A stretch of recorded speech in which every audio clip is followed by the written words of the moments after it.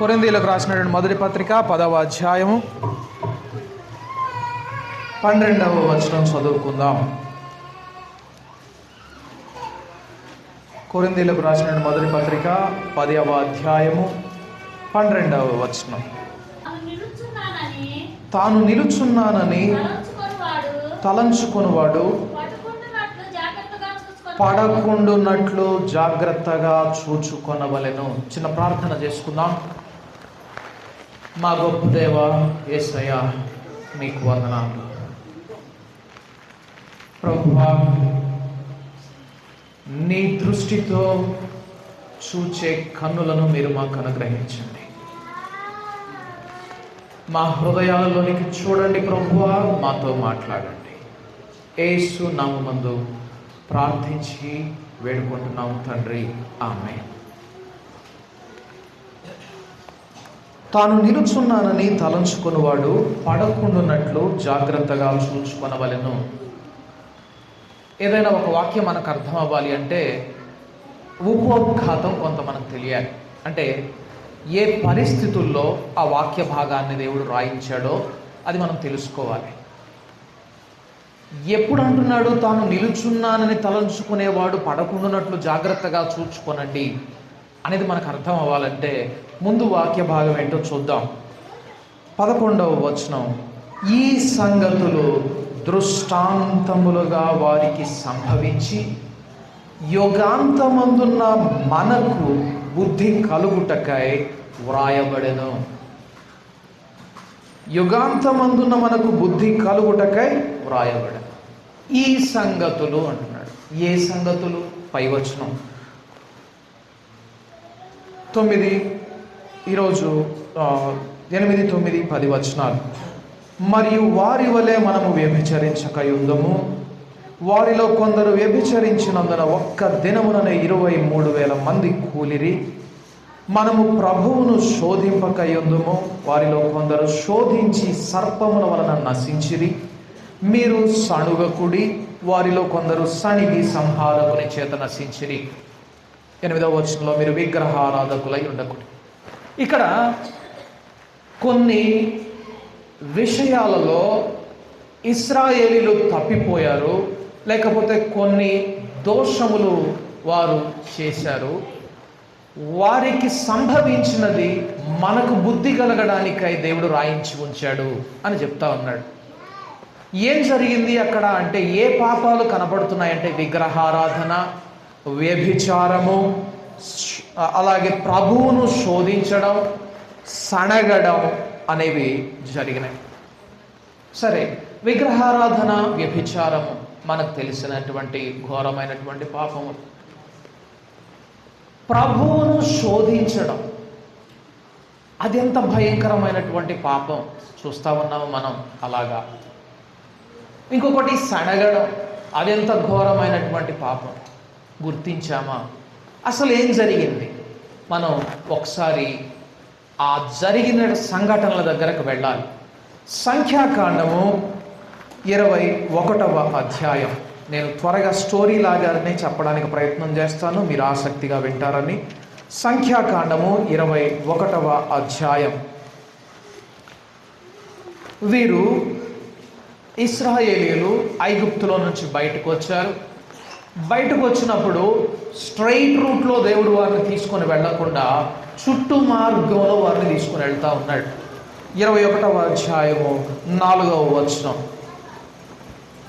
వచనం నుండి, వారు ఎదోము దేశమును చుట్టి పోవలెనని హోరు కొండ నుండి ఎర్ర సముద్ర మార్గముగా సాగినప్పుడు మార్గాయాసము చేత జనుల ప్రాణము సొమ్మసిల్లెను. ఇప్పుడు ఎలాగైతే మీరు కూర్చొని సొమ్మసిల్లిపోయి ఉన్నారో అలాగే వాళ్ళు నడిచి సొమ్మసిల్లిపోయారు. సొమ్మసిల్లిపోయినప్పుడు కాగా అందును బట్టి ప్రజలు దేవునికిని మోషేకును విరోధముగా మాటలాడి, దేవునికి నడిపిస్తున్నటువంటి మోషేకు విరోధంగా మాట్లాడారు. ప్రజలు మాట్లాడి, ఈ అరణ్యములో చచ్చుటకు ఐగుప్తులో నుండి మీరు మమ్మును ఎందుకు రప్పించితిరి? ఎవరు? ఎవరిని అడుగుతున్నారు? ఇశ్రాయేలీలు ఎవరిని అడుగుతున్నారు? జాగ్రత్తగా వినండి. మీరు మమ్మును ఎందుకు రప్పించితిరి అంటున్నారు, అంతేకాని నీవు మమ్మును ఎందుకు రప్పించావు అనట్లేదు. అంటే వీళ్ళు ఒకళ్ళ కంటే ఇద్దరిని ప్రశ్నిస్తున్నారు, ఎక్కువ మందిని. ఇప్పుడు చెప్పండి, మోషేను దేవుణ్ణి, వెరీ గుడ్, మోషేను దేవుని ఇద్దరిని అడుగుతున్నారు. ఎందుకు తీసుకొచ్చావయ్యా అసలు మమ్మల్ని ఇక్కడికి? కొంతమంది మనం కొన్నిసార్లు ప్రార్థన కూడా అట్నే చేస్తాం కదా, అసలు నువ్వు ఎందుకు చేసావయ్యా ఇది? నువ్వు కదయ్యా నాకు ఈ తిప్పలు పెట్టింది. దేవుణ్ణి కూడా అంటాం మనం. చూడండి, ఇక్కడ ఐగుప్తులో నుండి ఈ అరణ్యంలో చావడానికి అసలు మీరు ఎందుకు మమ్మల్ని తెచ్చారని డైరెక్ట్గా దేవుణ్ణి మోషేను అంటూ ఉంటుంటే అంతటితోనే ఆగలేదు. చూడండి ఏమంటున్నారంటే, ఇక్కడ ఆహారము లేదు. నిజంగా ఆహారం లేదా ఇశ్రాయేలీయులకి? చూడండి, నీళ్లు లేవు. నిజంగానే ఆహారం, నీళ్లు లేవా? ఇంకా వాళ్ళు ఏమని అంటున్నారా? చూడండి ముందుకు వెళ్తే, చవి సారములు లేని ఈ అన్నము మాకు అసహ్యమైనది. ఏంటంట? దేని గురించి అంటున్నారో తెలుసా? దేవదూతలు భుజించే ఆహారము, పరలోకము నుండి వచ్చినటువంటి మన్నా ఉన్నదే, అది ఎట్లా ఉంది ఇప్పుడు వీళ్ళకి? చవి సారలు లేని అన్నం. ఇప్పుడు నేను మీకు ఒక షాకింగ్ న్యూస్ చెప్తా. ఏంటి అంటే, కొరింథీయులకు రాసినటువంటి మొదటి పత్రిక 12వ అధ్యాయము. మనము చాలా మార్లు ప్రార్థన చేస్తాం, ప్రభువా నీ ప్రత్యక్షతనియ్యా, నీ ఆత్మ ప్రత్యక్షత నాకు కావాలయ్యా, నీ ఆత్మవరములు నాకు కావాలయ్యా అని ప్రార్థన చేస్తాం. అసలు ఆత్మ ప్రత్యక్షత అంటే ఏమిటి? దేవుడు కూడా, యేసు ప్రభు వారు కూడా సంఘాన్ని ఎప్పుడు కడతానన్నాడంటే, ఎలా కడతానన్నాడంటే, పేతురు రక్త మాంసముల వలన నీకు ఈ సంగతులు బయలుపరచబడలేదు. ఏ సంగతి? పేతురు నేను ఎవరని అనుకుంటున్నావు అని అడిగితే పేతురు అన్నాడు, అయ్యా నువ్వెవరైందయ్యా, నువ్వు సాక్షాత్తు దేవుని కుమారుడు అయ్యా అన్నాడు పేతురు. అప్పుడు యేసయ్య అన్నాడు పేతురుతోటి, పేతురు రక్త మాంసాల వల్ల నీకు ఈ విషయం బయలుపరచబడలేదు, కానీ నా తండ్రి నీకు బయలుపరిచాడు. నీవు పేతురు అనబడదు, ఈ బండ మీద నేను నా సంఘాన్ని కడతానన్నాడు. అంటే ఎవరి మీద కడతానన్నాడు? బండ అంటే ఏంటి అక్కడ అంటే, క్రీస్తు ప్రభువారు అనుగ్రహించే ప్రత్యక్షత. అర్థమవుతుందా? పేతురుకు బయల్పరచబడినటువంటి ప్రత్యక్షత. ఈ ప్రత్యక్షత మీద నేను నా సంఘాన్ని కడతాను. అంటే నా సంఘం ఎలాగుంటుందంటే ఆత్మ ప్రత్యక్షత కలిగినదిగా ఉంటుంది. ఇది ఇంతకీ ఆత్మ ప్రత్యక్షత అంటే ఏంటి? దేవుని వాక్యాన్ని ఆశ్రయిస్తే కొరింథీయులకు రాసిన మొదటి పత్రిక 12వ అధ్యాయము 7వ వచనం నుండి త్వరగా మీరు చదవగలిగితే మనం ఆరాధనలోనికి వెళ్ళొచ్చు, బలారాధనలోనికి. అయినను అందరి ప్రయోజనము కొరకు ప్రతి వానికి ఆత్మ ప్రత్యక్షత అనుగ్రహింపబడుచున్నది. ఎవరికి? ప్రతివానికి, అనగా దేవుని సంఘములో చేర్చబడిన ప్రతివానికి ఆత్మ ప్రత్యక్షత అనుగ్రహించబడుతున్నదట. ఇప్పుడు మీకు అందరికి ఆత్మ ప్రత్యక్షత అనుగ్రహించబడుతున్నదో లేదో ముందుకెళ్ళి చూద్దాం. ప్రతివానికి ఆత్మ ప్రత్యక్షత అనుగ్రహింపబడుచున్నది. ఎలాగనగా, ఎట్లా అనుగ్రహించబడుతున్నది?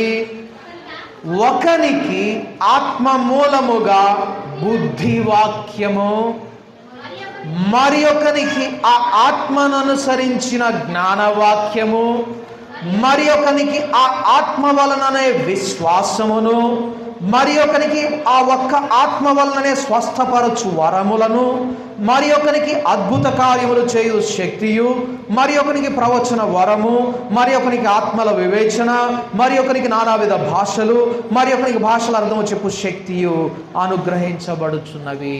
ఇప్పుడు ఆత్మ ప్రత్యక్షత అంటే ఏంటో తెలుసా? అందరికీ అనుగ్రహించబడుతుంది, ఒక్కొక్కడికి ఒక్కో విధంగా అనుగ్రహించబడుతుంది. ఎలాగా? బుద్ధి కలిగించే వాక్యము మొట్టమొదటిది. దేవుని వాక్యం బుద్ధి చెప్తుందా మీకు అందరికి ఎప్పుడన్నా? దేవుడు బుద్ధి చెప్తున్నాడా తన వాక్యం ద్వారా మీకు? ఇంకొకటి జ్ఞానవాక్యము. వాక్యములోని లోతైన సంగతులు, ఆత్మను అనుసరించిన జ్ఞానవాక్యం, దేవుని ఆలోచనల ప్రకారంగా వాక్యాన్ని అర్థం చేసుకోవడం అనుగ్రహించబడుతుందా లేదా? చూడండి, దేవుని వాక్యము జీవాహారము అంటుంది లేఖనం. మనుష్యుడు రొట్టె వలన మాత్రము బ్రతకడు గాని, జీవింపడు గాని దేవుని వాక్యం వలన బ్రతుకుతాడు. దేవుని నోట నుండి వచ్చు ప్రతి మాట వలన బ్రతుకుతాడు, అనగా దేవుని వాక్యం వలన బ్రతుకుతాడు. దేవుని వాక్యము మనకు జీవాహారం వంటిది. జ్ఞానవాక్యము, మరి ముఖ్యంగా బుద్ధివాక్యము, జ్ఞానవాక్యము మనకు జీవాహారం వంటివి. ఇవి మన్నాతో సమానం, పరలోక మన్నాతో. ఇశ్రాయేలు ఏం చేశారో తెలుసా? ఈ మన్నాను ఏమన్నారో తెలుసా? చవి సారలు లేని అన్నం. ఏందోలే వాక్యం, ఏందో అదంట ఇదంట, ఎవరికి అర్థం అవుతుంది అనిపిస్తుందా ప్రియ సహోదరులారా? అందుకే అన్నాడు, ఈ సంగతులు మీకు దృష్టాంతములుగా సంభవించి యుగాంతమందున్న మనకు బుద్ధి కలుగుటకై వ్రాయబడి ఉన్నాయి. వాళ్ళు దేవుని శోధించారు. ఎట్లాగో తెలుసా? దేవదూతలు భుజించే మన్నా వారికి ఆహారంగా ఇస్తే అది చవిసారలు లేని అన్నంలాగా అనిపించింది.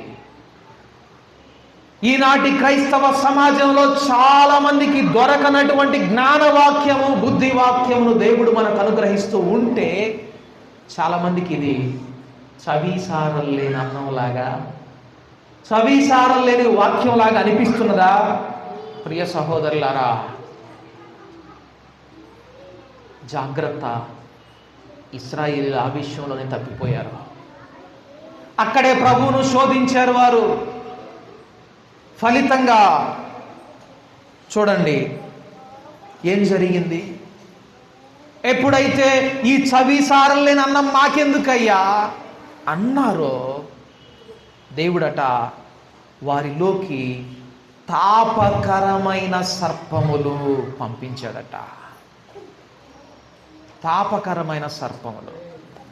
నేను ఏదైనా ఒక మాట అర్థం కాకపోతే అన్ని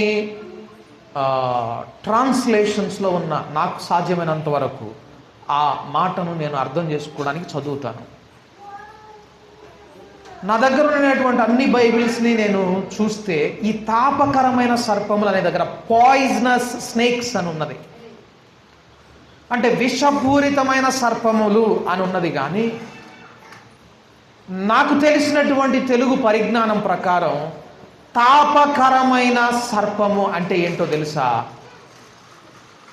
తాపము అంటే చచ్చేంత దాహము అని అర్థం. గొంతెండి చావు బ్రతుకుల్లో ఉండినటువంటి పరిస్థితి.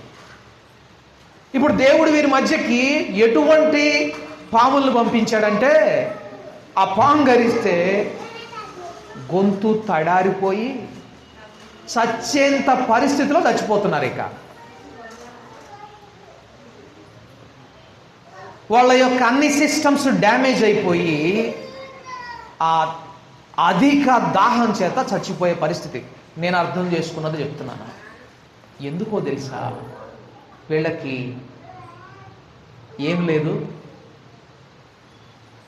దేవుని మన్నా మీద వీళ్ళకి ఆసక్తి లేదు. ఒక మాటలో చెప్పాలంటే నీతి నిమిత్తం ఆకలి దప్పిక లేదు. నా యందు విశ్వాసం ఉంచు వాడేవాడు వాని కడుపులో నుండి జీవ జల నదులు ప్రవహిస్తాయి. వాడెన్నడు నేనిచ్చు నీళ్లు తాగితే వాడెన్నడు దప్పికొనడు. ఎందుకు వీళ్ళకి దప్పికొచ్చేటటువంటి పరిస్థితి వచ్చింది? కారణం నిజమైనటువంటి దాహము ఆకలి వారిలో లేదు. లోక సంబంధమైనటువంటి వాటిని ఆశిస్తూ ఉన్నారు. ఇంకా అదే మనం రాత్రికాల వాక్యంలో చూసాం. పర సంబంధి అయిన వాడు ఎట్టివాడో పర సంబంధుడైన ప్రతివాడు అట్టివాడే. మంటి నుండి తీయబడిన వాడు ఎట్టివాడో మంటి నుండి వచ్చిన వారందరూ అట్టివారే. ప్రియులారా, మనము మంటి నుండి వచ్చిన వాని పోలిక ధరించి ఉన్న ప్రకారము పర సంబంధి అయిన వాని పోలికయు ధరించుదము. అది లేఖనం చెప్తున్నమాట. దురదృష్టవశాత్తు దేవుడు ఇంత చెప్తున్నా, మీకు బుద్ధి కలగడానికే రాయించానని చెప్తున్నా, ఇశ్రాయేలు చేసిన పనే చేస్తా ఉన్నాం. నీతి నిమిత్తం, దేవుని వాక్యం నిమిత్తం, దేవుడు అనుగ్రహించు పరిశుద్ధాత్మ జీవ జలము నిమిత్తం దప్పిక మనలో లేకపోతే దేవుడు ఏం చేయాలో తెలుసా? ఇక తాపకరమైన సర్పాలు పంపించాలి. ఇశ్రాయేలీలోకి తాపకరమైన సర్పములు పంపిస్తే చూడండి, అవి ప్రజలను కరువగా ఇశ్రాయేలీయులలో అనేకులు చనిపోయిరి. ఇశ్రాయేలీయులు అనేకులు చనిపోయారు. కారణం ఏంటి? జీవాహారం మీద వారికి విరక్తి కలిగింది. దేవుని వాక్యం మీద నీకు కూడా విరక్తి కలుగుతుందా? దేవుని వాక్యం అంటే చవి సారం లేని అన్నంలాగా కనబడుతుందా? ప్రియ సహోదరి సహోదరుడా, దేవుని వాక్యం, ఒక దేవుని సేవకుడు చెప్తాడు, జేమ్స్ నాయన చెప్తాడు, ఈ బైబిల్ ఇదిగో ఒక గని, ఇది బైబిల్ గని, తవ్వే కొద్దీ వస్తూనే ఉంటాయి. ఎవరికి దొరుకుతాయి? ఎవరికి దొరుకుతాయి? బంగారం గనిలో పోయి బంగారం వెతకాలి, నువ్వు బంగారం తవ్వి తీయాలి అంటే, లేకపోతే వజ్రాల గనిలోకి వెళ్ళి వజ్రం తీయాలి అంటే ఊరకు ఒక లుక్కేసి వస్తావు. అట్లా ఏం చేస్తావు?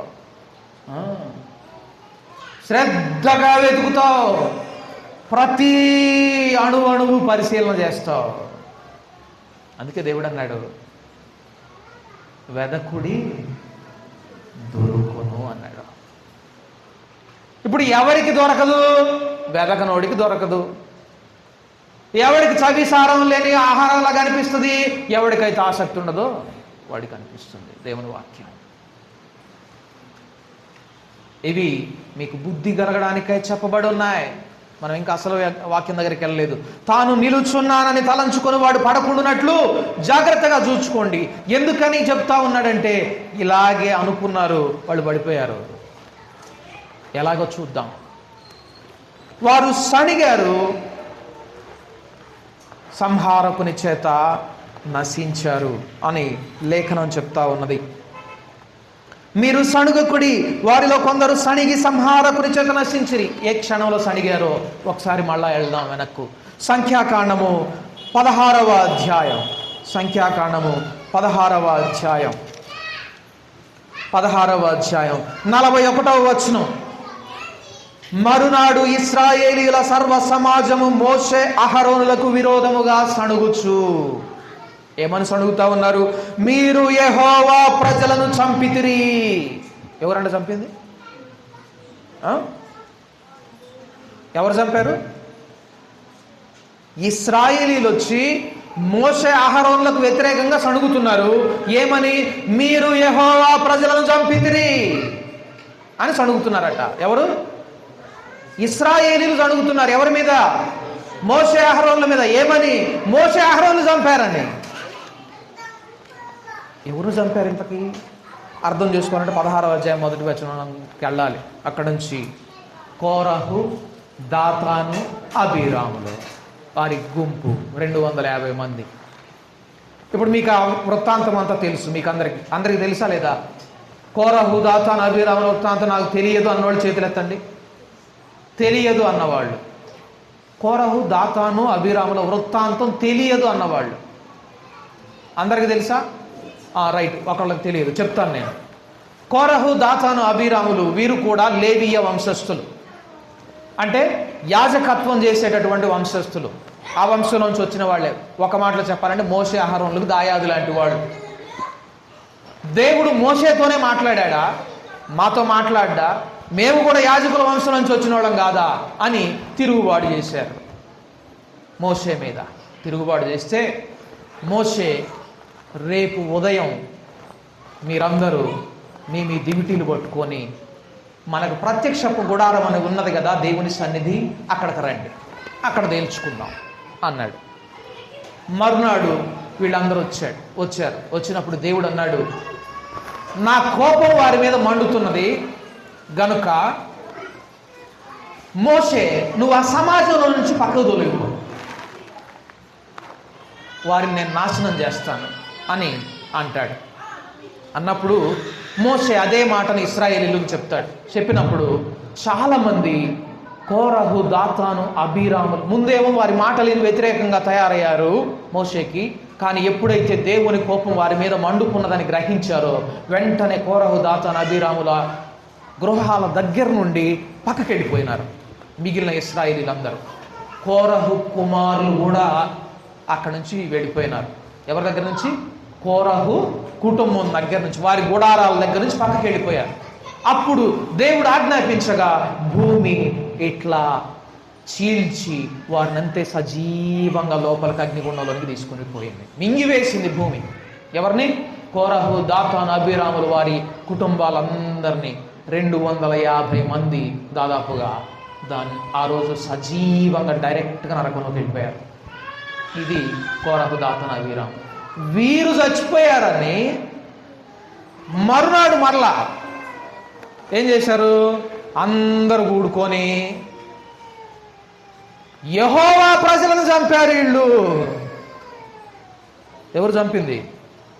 మోషే, అహరోన్లు. ఎవరు యెహోవా ప్రజలంటే వారి దృష్టిలో? కోరహు, దాతాను, అబీరాములు.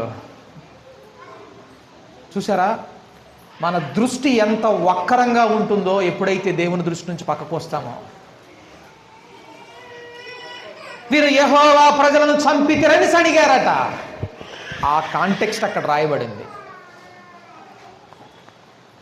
ఈ సంగతులు మీకు యుగాంతమందున్న మనకు దృష్టి కలుగుటకై మనకు దృష్టాంతములుగా రాయబడున్నాయి. వారు సణిగారు, సంహారపుని చేత చచ్చిపోయారు. ఏం జరిగింది? ఒకసారి దేవునికి విరోధంగా పోగై మోషే, అహరోన్ల మీద తిరుగుబాటు చేయడం ద్వారా దేవుని యొక్క కోపాగ్నికి గురి అయినప్పటికీ కూడా బుద్ధి తెచ్చుకోకుండా మరుసటి రోజు కలిసిపోయి మళ్ళా తిరుగుబాటు చేసి మరలా సణుగుతూ ఉన్నారు. దేవుని ప్రజలను చంపారు మీరు, దేవుని సేవకుని చంపారు మీరు అని మోషే, అహరోన్ల మీద సణుగుతూ ఉన్నారు. ఎవరి నిమిత్తం? కోరహు, దాతాను, అబీరాముల నిమిత్తం. దేవుని కోపం మరలా మండుకున్నది. చూడండి అక్కడ 42వ వచనం నుండి, సమాజము మోషే, అహరోన్లకు విరోధముగా కూడెను.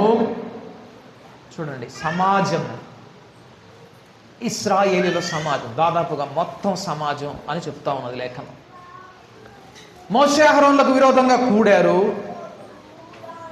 వారు ప్రత్యక్షపు గుడారము వైపు తిరిగి చూడగా ఆ మేఘము దాని కమ్మెను.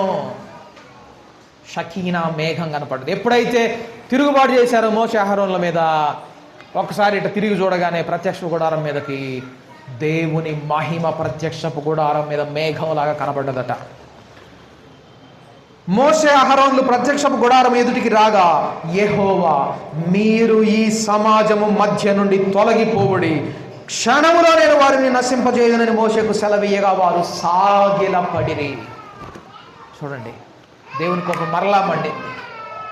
మోషే, అహరోన్ల మీద వీళ్ళు తిరుగుబాటు చేసేటప్పటికే మోషే, అహరోన్ల మీద తిరుగుబాటు సాక్షాత్తు దేవుని మీద చేసినటువంటి తిరుగుబాటుగా దేవుడు చూస్తూ ఉన్నాడు. దేవుడు ఏం చెప్తే అదే కదా చేసింది మోషే, అహరోన్లు. ఇండైరెక్ట్గా దేవుని మీద తిరుగుబాటు చేస్తే దేవుని కోపం రగులుకున్నది వారి మీద. దేవుడు అన్నాడు, మోషే మోషే, అర్జెంటుగా నువ్వు ఆ సమాజం నుంచి పక్కకి వెళ్ళిపో, నేను వీరిని మొత్తాన్ని ఒక్క క్షణంలో నేను నాశనం చేస్తాను అని అంటే దూకి పారిపోలే మోషే, అహరోను. ఏం చేశారో తెలుసా? సాగిల పడ్డారంట. అయ్యా నువ్వు చంపొద్దయ్యా, నువ్వు వాళ్ళని నాశనం చేయొద్దయ్యా, నువ్వు వాళ్ళని కనుక చంపేస్తే ఇదిగో వాళ్ళ దేవుడికి శక్తి లేదు, అందుకే ఇక్కడి నుంచి ఐగుప్తులో నుంచి ఎర్ర సముద్రాన్ని చీల్చి మరి అక్కడ తీసుకెళ్ళి అరణ్యంలో వాళ్ళని చంపేశాడు అని నీ నామం అవమానం పరచబడిద్దయ్యా నీ మహిమ దెబ్బతినిద్దయ్యా, దయచేసి చంపొద్దయ్యా అని బ్రతిమలాడారు మోషే అహరోనులు. వాస్తవానికి మోషే అహరోనులు ఏం చేయాలి? బుద్ధి తీసుకురాయ్యా, వీళ్ళకి బుద్ధి గడ్డి తిని. నిన్నగాక మొన్ననేగా నీకు వ్యతిరేకంగా సణిగితే, తిరుగుబాటు చేస్తే వాళ్ళని 250 మందిని డైరెక్ట్గా నరకంలో పోయేటట్టు భూమి నెర్ర విడిచి వాళ్ళని లోపలికి మింగేసిందే. ఈ బుద్ధి లేని జనం ఎంతకాలం చెప్పినా కానీ మాట వినరయ్యా, చంపేసేయి అనాల్సింది మోషే అహరోనులు. కానీ ఆ మాట అనకుండా సాగిలపడ్డారట, అడ్డుగా నిలబడ్డారు దేవుని కోపానికి. ఇశ్రాయేలు, అవిధేయులైనటువంటి ఇశ్రాయేలీలకు మధ్య ఎవరు? మోషే అహరోనులు. అప్పుడు దేవుడు ఏం చేశాడు అంటే, మన మూలవాక్యం ఏంటి? తాను నిలుచున్నానని తలంచుకుని పడకుండానట్లు జాగ్రత్తగా చూచుకొనుడి. ఇప్పుడు అక్కడికే వస్తున్నాం. ఏం జరిగింది అప్పుడు మోషే, నీవు ధూపార్తిని తీసుకొని బలిపీఠపు నిప్పులతో నింపి ధూపము వేసి వేగముగా సమాజమునొద్దకు వెళ్ళి వారి నిమిత్తం ప్రాయశ్చిత్తము చేయము. కోపము యెహోవా సన్నిధి నుండి బయలుదేరను, తెగులు మొదలు పెట్టెనని అహరోనుతో చెప్పగా,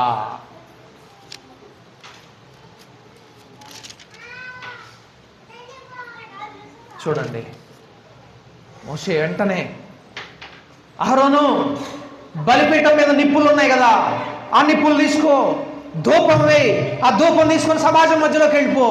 దేవుని కోపం రగులుకున్నది, తెగులు ఇశ్రాయేలీల్లోకి ప్రవేశించింది, తెగులు చేత నశిస్తున్నారు ఇశ్రాయేలీలు, వెంటనే వెళ్ళి ప్రాయశ్చిత్తం చేయి వారి కోసం అని చెప్పి అన్నాడు మోషే. అహరోను పరిగెత్తుకుంటూ వెళ్ళి అక్కడ ఒక అద్భుతమైన మాట వ్రాయబడి ఉన్నది. ఈ మాట కోసం ఇక్కడికి వచ్చాం. చూడండి, మోషే 47వ వచనం, మోషే చెప్పినట్లు అహరోను వాటిని తీసుకొని సమాజము మధ్యకు పరిగెత్తిపోయినప్పుడు తెగులు జనులలో మొదలుపెట్టి ఉండెను. కాగా అతడు ధూపము వేసి ఆ జనుల నిమిత్తము ప్రాయశ్చిత్తము చేసెను. అతడు చచ్చిన వారికిని బ్రతికి ఉన్న వారికిని మధ్యను నిలువబడగా తెగులు ఆగెను. చూడండి, తాను నిలుచున్నానని తలంచుకొనువాడు పడకుండునట్లు జాగ్రత్తగా చూచుకొనుడి. ఇశ్రాయేలీయులు అనుకున్నారు, మేము కూడా నిలబడిన వాళ్ళమే, మేము కూడా యాజకులమే, మాతో కూడా దేవుడు మాట్లాడగలడు, మాకు కూడా అధికారం ఉన్నది. పదండి అసలు మోషే అహరోనుల సంగతి తేలుద్దాం అనుకున్నారు. వాళ్ళు చచ్చిన వారట. నిజముగా నిలవబడినది ఎవరో తెలుసా? మోషే అహరోనులు. అహరోను చచ్చిన వారికి బ్రతికిన వారికి మధ్య నిలబడ్డాడట ప్రాయశ్చిత్తం చేయడం కోసం.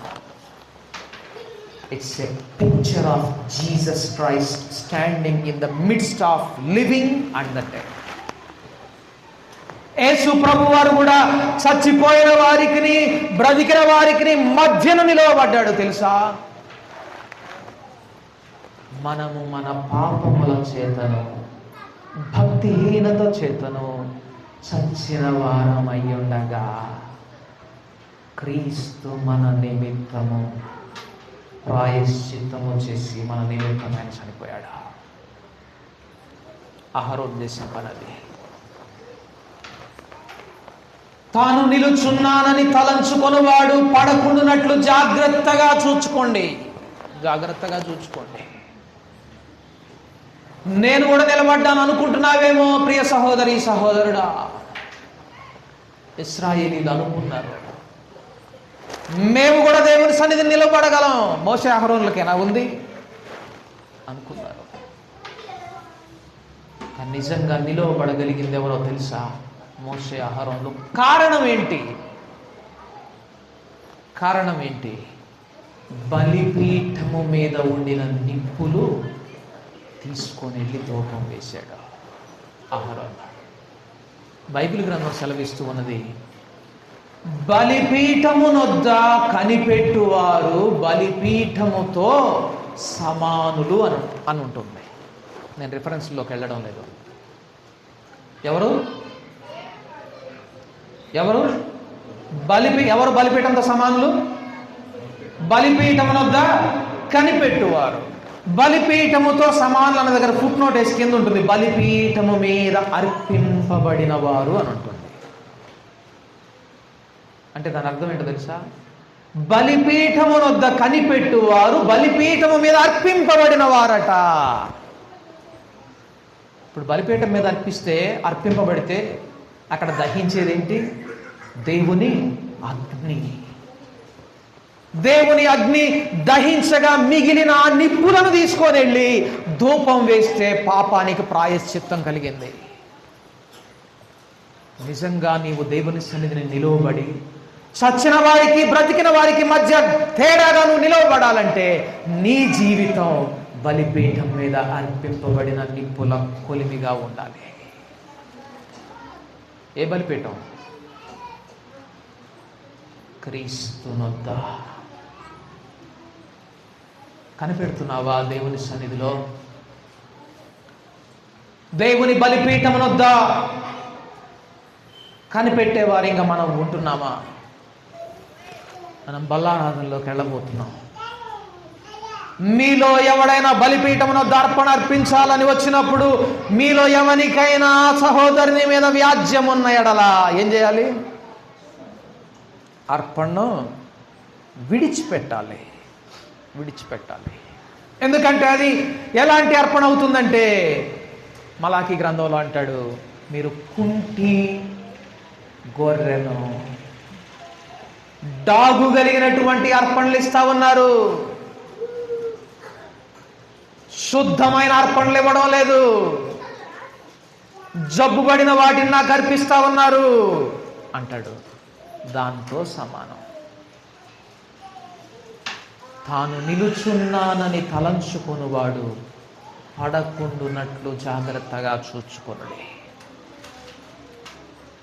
చచ్చిన వారికి బ్రతికిన వారికి మధ్య తేడాగా నువ్వు నిలవబడాలంటే ఏం చేయాలి?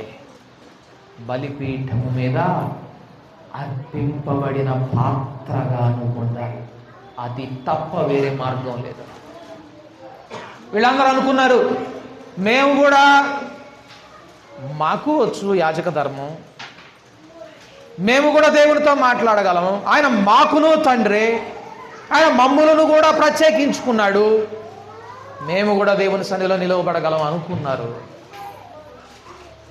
చూడండి, దేవుని కోపం అనే తెగులుకు వాళ్ళు నశించారు. ఆ తర్వాత మనం చూస్తే కోరహు, దాతాను, అబీరాములు చేసిన తిరుగుబాటు వలన ఆ దినాన 250 మంది చనిపోతే వీళ్ళు మరలా సణిగి దేవుని మీద తిరుగుబాటు చేయడం ద్వారా 14,750 మంది చనిపోయారు. అంటే ఆల్మోస్ట్ 15,000 మంది తెగులు చేత చనిపోయారు. దేవుని వాక్యం అంటున్నది ఏంటో తెలుసా? ఈ సంగతులు యుగాంతమందున్న మనకు బుద్ధి కలుగుటకై దృష్టాంతములుగా ఉంచబడి ఉన్నాయి. మనం బుద్ధి తెచ్చుకుందాం. వారి వలె సనగద్దు, వారి వలె దేవుని శోధించవద్దు, దేవునికి విరోధంగా తలంచవద్దు. ప్రభువా, నేను చచ్చిన వాని వలె ఉండకూడదు. సజీవులకును మృతులకును మధ్య తేడాను నోవహు చూపించగలిగాడట. లివింగ్ బైబుల్లో ఉంటుంది, the act of Noah drew a sharp line between the evil of the unbelieving world and the righteousness of the believing world అని ఉంటుంది. నోవహు చేసిన పని అవిశ్వాసులైనటువంటి వారికి విశ్వాసులైనటువంటి వారికి మధ్య ఒక పదునైన గీతను గీయగలిగింది, ఒక తేడాను చూపించగలిగింది. ఇది నాన్న నువ్వు అనుసరిస్తున్న భక్తి అంతే తేడాను చూపించగలుగుతుందా? నువ్వు అనుసరిస్తున్నటువంటి ఆత్మీయ జీవితం ఈ లోకంలో ఉండినటువంటి అవిశ్వాసులకు దేవుని సంబంధి అయిన పరలోక సంబంధులకు మధ్య తేడాను చూపించగలుగుతుందా? ఇదిగో అహరోను నిలువబడ్డాడు అక్కడ. దేవుని వాక్యం అంటున్నది, నిలుచున్నానని తలంచుకొని వాడు పడకూడనట్లు జాగ్రత్తగా చూచుకోండి. అహరోనులాగా నిలువబడే యోగ్యత ఉందో లేదో ప్రార్థన చేసుకుందాం. ఎవరైనా ప్రేరేపింపబడిన వారు ఉంటే గట్టిగా ప్రార్థన చేయండి. పెద్దగా మనం బల్లారాధనలోనికి అడుగు పెట్టబోతూ ఉన్నాం. త్వరపడి ప్రార్థించండి.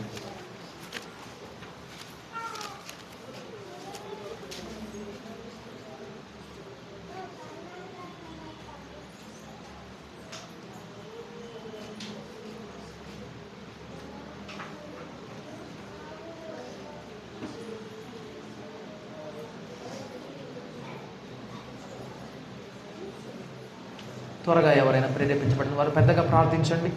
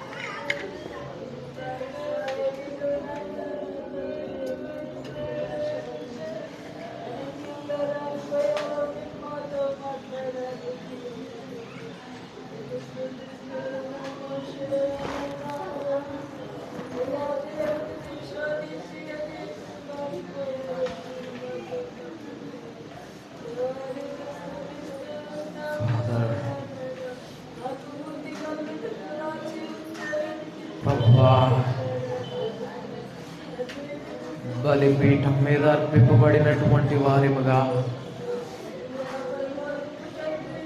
చచ్చిన వారికి బ్రతికిన వారికి మధ్యన నిలువబడి ప్రాయశ్చిత్తము కలిగించేటటువంటి పాత్రలుగా మేమందరం ఉండాలి.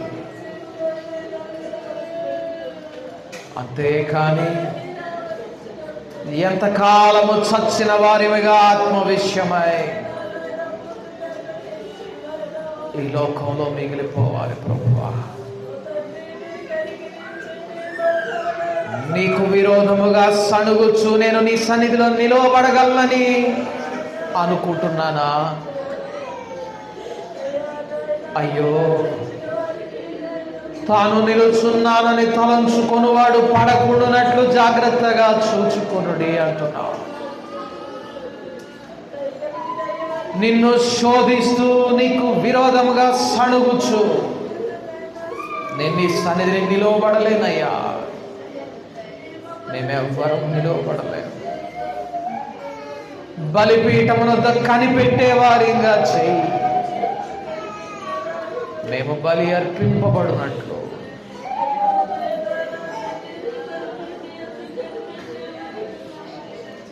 సజీవ యాగముగా నీ కొరకు అర్పింపబడే వారిగా చెయ్యి. అమ్మా అమ్మా అమ్మ వస్తుంది.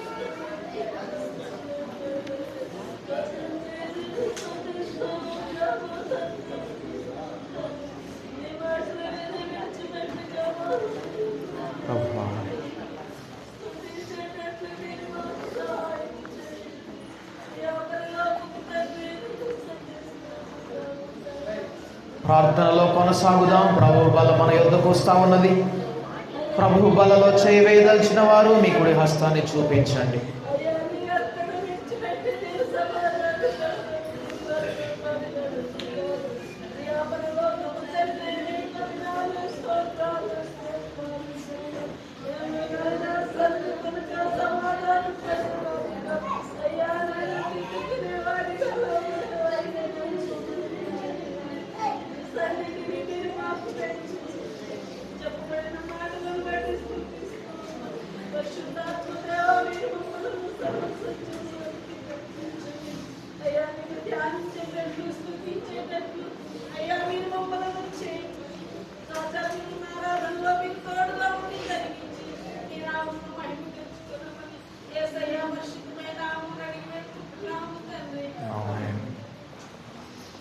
కొరింథీయులకు రాసిన మొదటి పత్రిక 10వ అధ్యాయము 15వ వచనము.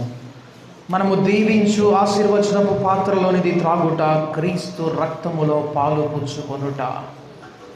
మనము విరుచు రొట్టె తినుట, క్రీస్తు శరీరములో పాలు పుచ్చుకొనుట. మనమందరం ఆ ఒక్కటే రొట్టెలో పాలు పుచ్చుకొనుచున్నాము. రొట్టె ఒక్కటే గనుక అనేకులమైన మనము ఒక్క శరీరమై ఉన్నాము. శరీర ప్రకారమైన ఇశ్రాయేలును చూడుడి. బలి అర్పించిన వాటిని తినువారు బలిపీఠముతో పాలివారు. ప్రభు బలలో చేయి వేసి మన నిమిత్తమై బలి అర్పించబడినటువంటి క్రీస్తు యేసు యొక్క శరీరాన్ని భుజించడం అంటే అర్థం మనము కూడా బలిపీఠముతో పాలివారం, అనగా మనము కూడా బలిపీఠం మీద అర్పింపబడిన వారము అని దేవుని వాక్యం సెలవిస్తూ ఉండగా, మనము నిజముగా అట్టి వారమా కాదా? మనల్ని మనం పరిశీలన చేసుకుందాం. మనల్ని మనమే విమర్శించుకొనిన ఎడల తీర్పు పొందకపోదుము. మన హృదయాలను మనం పరిశీలన చేసుకుందాం. ప్రభువా, నా హృదయంలోనికి తొంగు చూడయ్యా, నన్ను విమర్శించు, నన్ను పరిశోధించు, నన్ను పరిశీలించు. నేను నిజముగా బలిపీఠము మీద అర్పింపబడిన వానిగా ఉన్నానా, లేక నేను దేవుని సన్నిధిలో నిలవబడగలను అనుకుంటున్నానా, భ్రమపడుతున్నానా? భ్రమపరచు ఆత్మ ద్వారా నాశన మార్గంలో నిలవబడేవానిగా ఉంటున్నానా అని మనల్ని మనం పరిశీలన చేసుకుందాం. ప్రార్థనలో కొనసాగుదాం.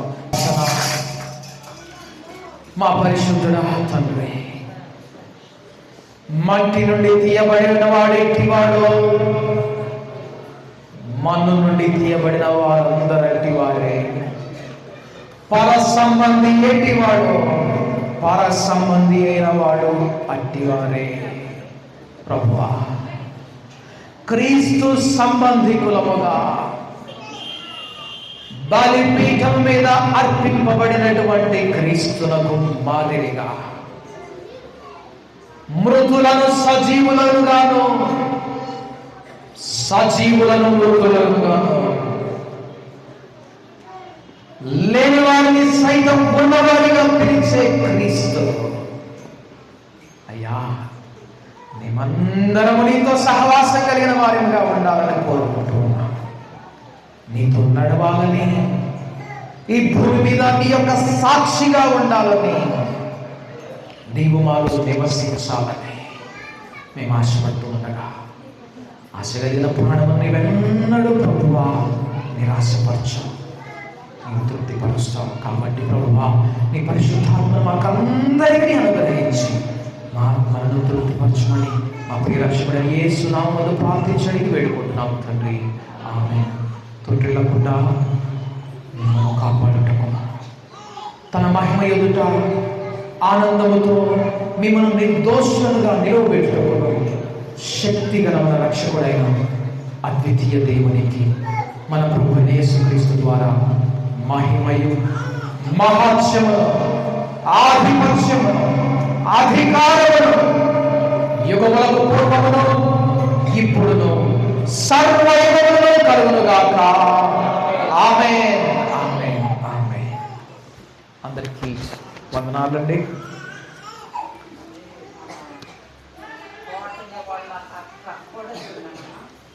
కోటేశ్వరమ్మ అమ్మాయికి ఆపరేషన్ చేశారు. గడ్డలేది పైకి పంపించారంటమ్మా. ఆ రిపోర్ట్లు మంచిగానే